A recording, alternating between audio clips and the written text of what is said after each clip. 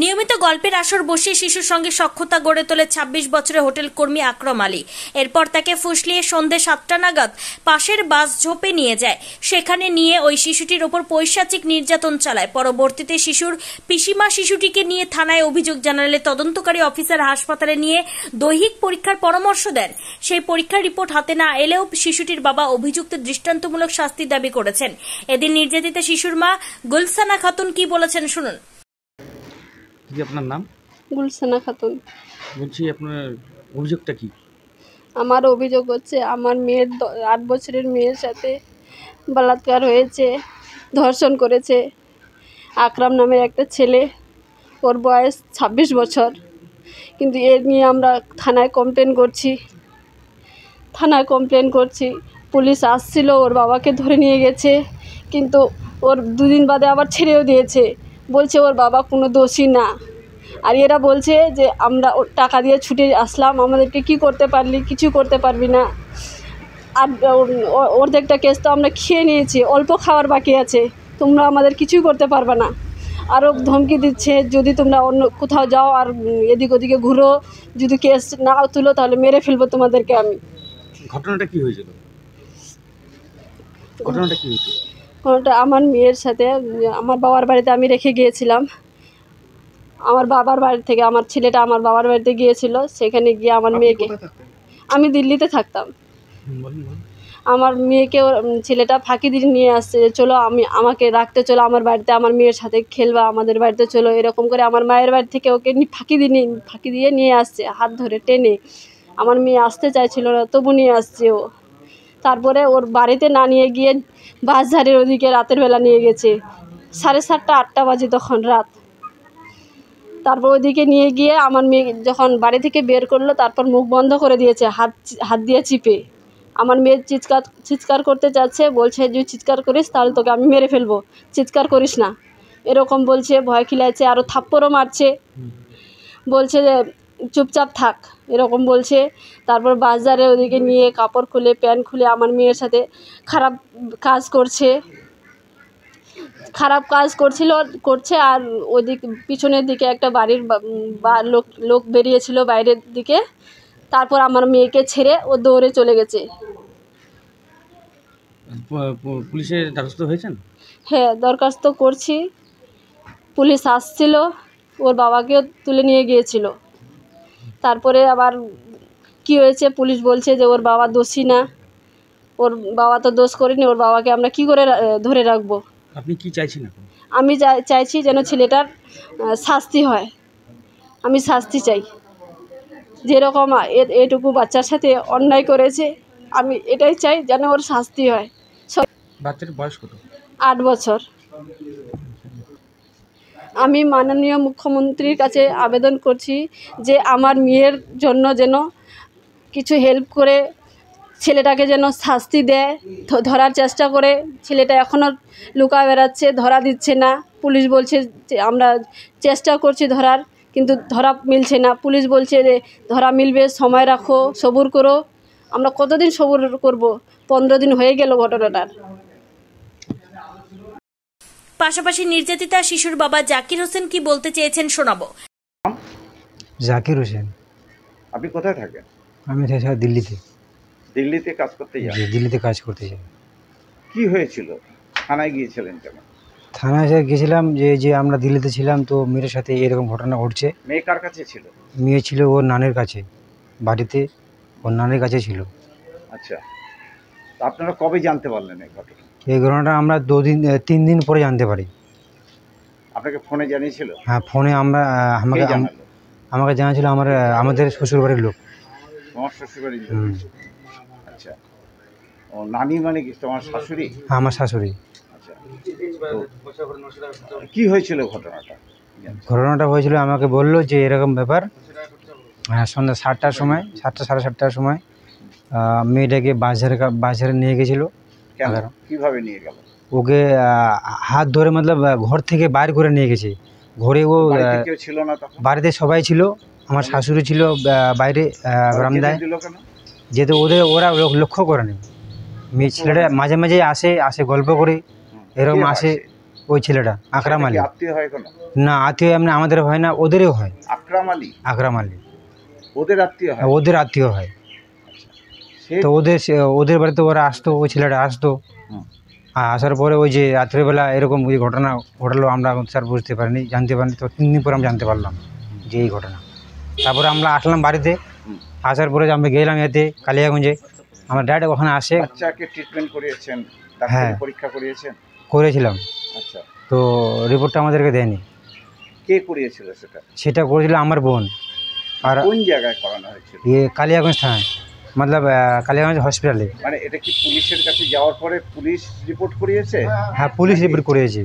ও, আপনারা সরাসরি যাননি? না, আমরা সরাসরি আমরা ছিলাম না স্যার। হাসপাতালে যান নাই? নাই। কিন্তু সেটা কি পুলিশ নিয়ে গিয়েছিল? হ্যাঁ। সেই রিপোর্টটা আপনাদের দেয়নি মেডিকেল? না স্যার, আমাদেরকে দেয়নি। আচ্ছা, পুলিশ কি করেছে এ ব্যাপারে? স্যার এভাবে পুলিশের ডায়েরি দিয়েছেন আপনারা? হ্যাঁ, ডায়েরি দিয়েছি। দেওয়ার পরে আমরা আবার গেলাম থানায় গেলাম আমরা। তো বললাম যে এরকম ব্যাপার, আমাদের রিপোর্টটা লাগবে। স্যারকে ফোন করলাম যে আমাদের কেসটা নিয়েছে, তাকে ফোন করলাম। তো বলছে ও এটা ওটা মধ্যে বলে টাল মানে বিয়ে করে দিচ্ছে না, ওটা দিচ্ছে বলছে না। ওটা নিয়ে কি করবে তুমি? কি করবে তুমি? ওটা কি করবে? এখানে সব সেটা আপনি দিচ্ছে হয়ে না? যাবে। না। পুলিশ কি কি স্টেপ নিয়েছে? স্যার পুলিশ বলছে দেখ, যেদিন আসামি ধরা পড়বে ওর দিন শাস্তি পড়বে। শাস্তি হবে। এখন এক যদি ওই বছরও হতে 3 পারে, বছর 2 না বছরও হতে পারে। বাড়ি আসে, তাহলে ওর সাথে কোনো শাস্তি হবে না? আমি ছেলেটা চাই যে- যে ওর শাস্তি হোক। যে ছেলেটার ঘটনা বলছে তার বয়স কত? মোটামুটি 26 বছর। 26-27 হবে। সে কি করে? ও হোটেলে কাজ করে। হোটেলে কাজ করে। কোথায়, কোন হোটেলে? বাইরে করিম হোটেলে কাজ করে, দিল্লি না কলকাতায়। কলকাতায়। কলকাতার কি হোটেল? হোটেলের নাম হলো করিম হোটেল। করিম হোটেল। এটা কোন জায়গায় কলকাতার? কলকাতায় সেটা আমি বলতে পারছি না, এরকম কলকাতা যাইনি আমি। কিন্তু এখন ওগুলো হোটেল দিল্লিতে অনেক আছে, এখন ওই ব্রাঞ্চগুলো এখন কলকাতা খুলে গেছে। কলকাতা বাস স্ট্যান্ড বলছে জায়গাটার নাম, করিম হোটেল। করিম হোটেল। পাশাপাশি নির্যাতিতা বালিকা ডাকিয়া খাতুন কি বলেছেন শুনে নেওয়া যাক। তোমার নাম কি? রাফিয়া খাতুন। রাকিয়া, 19শে জুলাই রাত্রে কি ঘটেছিল? হাসা ও আমাদের বাড়ি গিয়েছিল। কে? আকরাম হ্যাঁ, এসে এসে বলেছিল কি আমাকে খোলাটাতে এগিয়ে দাও। কোথায়? খোলাটাতে। খোলাটাতে এগিয়ে দাও। হ্যাঁ, আচ্ছা, তারপরে কেন এগোতে হবে কেন? ওর কাছে আলো ছিল না? তোমাকে আলো দিয়ে মোবাইল ছিল। মোবাইল ছিল, তাও তোমাকে এগিয়ে দিতে বললো। তো তুমি গেলা কেন? তোমাকে কি জোর করে নিয়ে গেছিল না? হুম, কও কও। জোর করে। জোর করে নিয়ে গেল, তারপর তারপরে বাসরে নিয়ে গেল আমায়। বাসবাড়িতে নিয়ে গেল। হ্যাঁ, তুমি চিৎকার করো নাই? মুখটা চিপে ধরেছে। মুখ চেপে ধরছে। তারপরে তারপরে প্যান্টটা খুলে বাজে কাজ করেছিল। আচ্ছা, তারপরে ওখানকার একটা মেয়ে আছে, হুম দিদি হবে ও, হুম ওরা হাত দিয়ে দিয়েছিল। হুম তারপর ওরা লাইটটা দিয়েছিল ওখানে, ওরা পায়খানা আছে, হুম পায়খানা করে দিয়েছিল, হুম লাইটটা দিয়েছিল। তারপর ও আমাকে দিয়ে দূরে পালালো। আচ্ছা, দূরে পালায় আমাকে দিয়ে ওখানে রেখে চলে গেল। আমিও ওখান থেকে দূর মারলাম। তোমাকে রেখে দিয়ে পালিয়ে গেল। আর তুমি তারপরে কি করলা? আমিও দূর মারেছিলাম। তুমি দৌড়ে চলে আসছো বাড়িতে? আচ্ছা, তুমি ওকে ভালো মতন চেনো যে ও আকরাম? হ্যাঁ, আকরাম কি? আকরাম আলী। আচ্ছা, তুমি এসে কাউকে বলো নাই ঘটনা? এই রাজনীকে বলেছিলাম। তাকে? রাজনী। কে সেটা? রাজনী কে? ছোট বোন? হুম।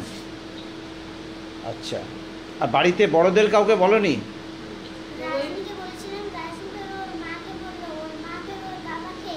হুম। ওর বাবাকে এই ছেলেটা মাকে, হুম ওর মাকে, ওর মা ফের আমার নানিকে, হুম। আমার নানি ফের আমার বাবাকে। সর্বোপরি পঞ্চায়েত সদস্য জেলি খাতুন চৌধুরী কি বলেছেন জানুন। আপনার নাম?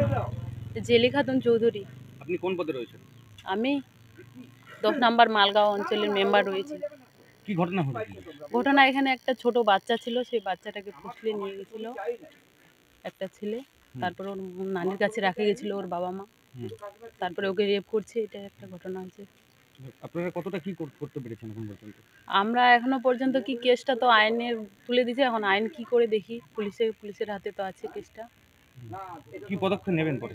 কি পদক্ষেপ নিব এখন, আইন কি পদক্ষেপ নিচ্ছে, পুলিশ এখন কি তদন্ত করছে না করছে এখন। তবে অভিযুক্ত যতই আত্মগোপনের চেষ্টা করুক না কেন, সে যে ধরা পড়বেই এই বিষয়ে কোনো সন্দেহ নেই। উত্তর দিনাজপুরের কালিয়াগঞ্জের মালগাঁও এলাকা ঘুরে কুণাল গোস্বামী রিপোর্ট, টাইমস 14 বাংলা।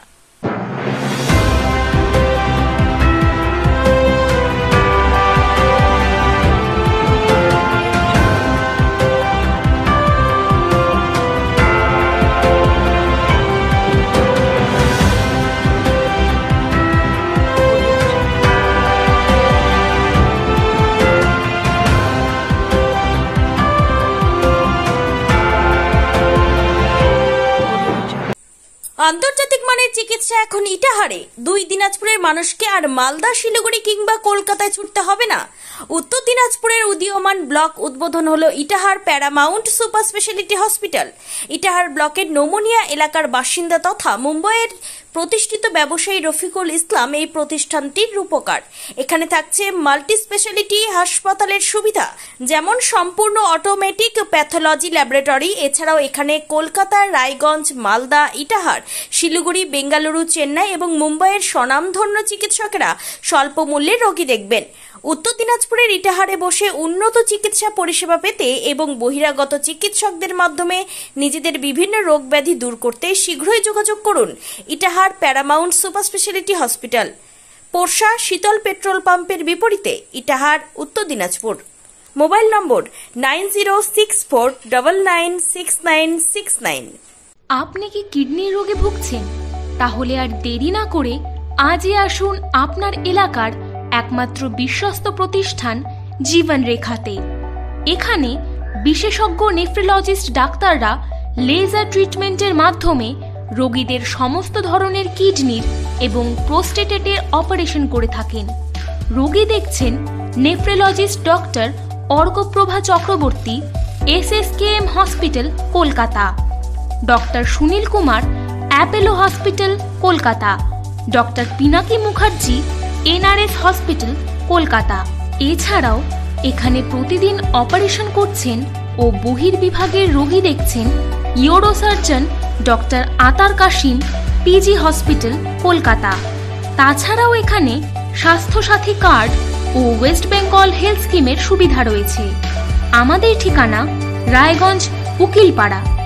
বিশদে জানতে কল করুন 8373066655 অথবা 8373066644 এই নম্বরে।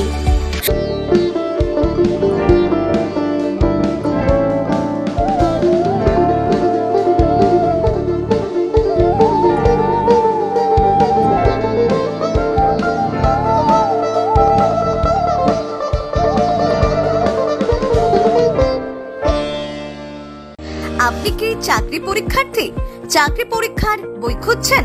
তাহলে আজই চলে আসুন সৌর বুক অ্যান্ড ম্যাগাজিন সেন্টারে। এখানে BSc, WBCS, bank, rail, ICDS, nursing, ANM এবং GNM সহ কেন্দ্রীয় ও রাজ্য সরকারি সকল চাকরির পরীক্ষার বই ও ম্যাগাজিন পাওয়া যায়।